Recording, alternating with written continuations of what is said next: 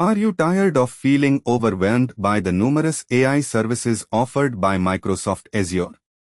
Do you struggle to choose the perfect service for your next project? You are not alone. In this video, we'll break down the key points to consider when selecting the right AI service for your needs straight from Microsoft's own page.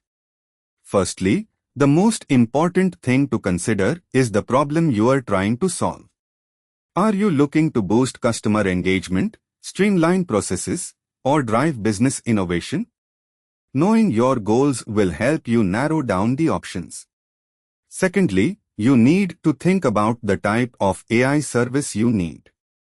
Is it a simple machine learning model, a complex neural network, or something more advanced?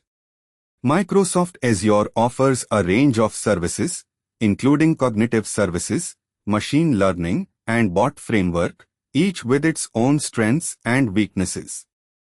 Thirdly, it's essential to evaluate the scalability and integration requirements of your project. Will your chosen service be able to grow with your business, and can it seamlessly integrate with your existing infrastructure?